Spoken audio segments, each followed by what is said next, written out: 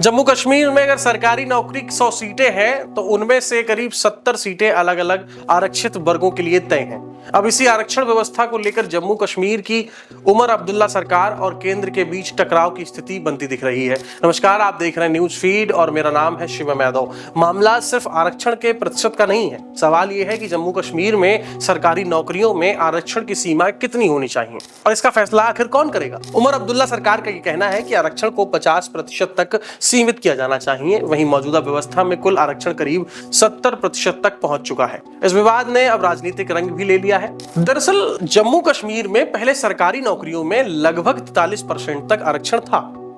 इसमें SC, ST, OBC के अलावा कुछ पिछड़े इलाकों में रहने वाले लोगों, दिव्यांगों और पूर्व सैनिकों जैसे वर्ग शामिल थे। लेकिन 2024 में आरक्षण व्यवस्था में बड़ा बदलाव हुआ। पहाड़ी समुदाय को भी अनुसूचित जनजाति यानी कि ST का दर्जा दिया गया। इसके साथ ही ST आरक्षण का हिस्सा बढ़ाया गया। नतीजा यह हुआ कि जम्मू कश्मीर में सरकारी नौकरियों के लिए कुल आरक्षण जो है 70% तक पहुंच गया। इस बदलाव का एक बड़ा असर उन लोगों पर भी पड़ा जो किसी भी आरक्षित वर्ग में नहीं आते।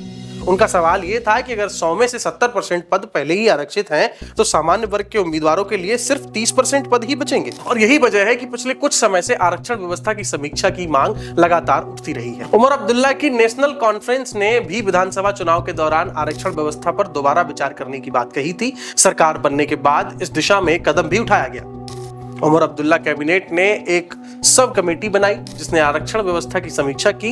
इस कमेटी की रिपोर्ट में आरक्षण को 50% तक सीमित रखने की सिफारिश की गई। कैबिनेट ने इस सिफारिश को मंजूर किया और प्रस्ताव उपराज्यपाल के पास भेज दिया गया। लेकिन यहीं से मामला अटक गया। उमर अब्दुल्ला का यह कहना है कि उपराज्यपाल की तरफ से प्रस्ताव को लेकर कुछ सवाल पूछे गए थे। सरकार ने उन सवालों के जवाब भी दे दिए हैं।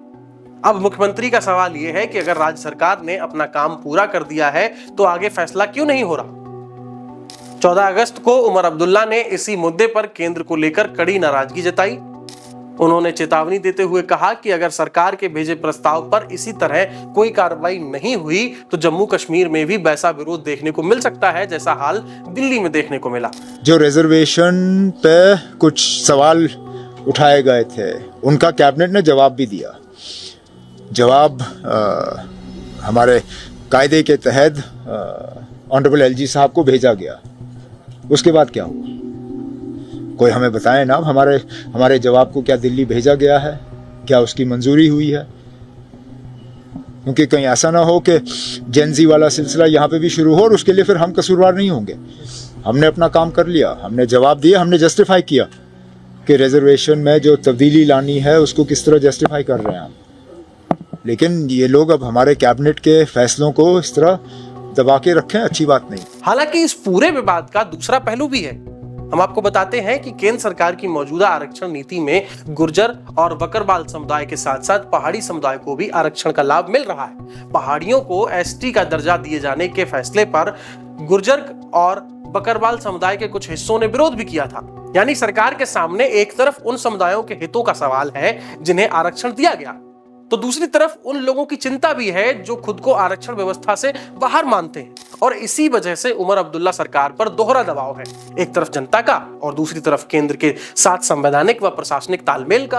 अब सवाल जो है वो यहीं पर बड़ा हो जाता है कि क्या जम्मू कश्मीर में आरक्षण को 50% तक सीमित करने का प्रस्ताव मंजूर होगा या फिर 70% वाली मौजूदा व्यवस्था आगे भी जारी रहेगी। फिलहाल गेंद जो है वो केंद्र और उपराज्यपाल के पाले में है। लेकिन इतना साफ है कि जम्मू कश्मीर में आरक्षण का ये मुद्दा आने वाले दिनों में सिर्फ प्रशासनिक मामला नहीं रहने वाला। इसका असर राजनीति और सरकारी नौकरियों की पूरी व्यवस्था पर भी पड़ सकता है। आप इस पूरे विवाद को कैसे देखते हैं? क्या आरक्षण की सीमा 50% तक होनी चाहिए या मौजूदा व्यवस्था को ही जारी रखना चाहिए? अपनी राय हमें कमेंट में जरूर बताइए। फिलहाल के लिए इतना ही। आप देख रहे थे न्यूज फीड और मैं शिवम यादव हूं आपके साथ। धन्यवाद।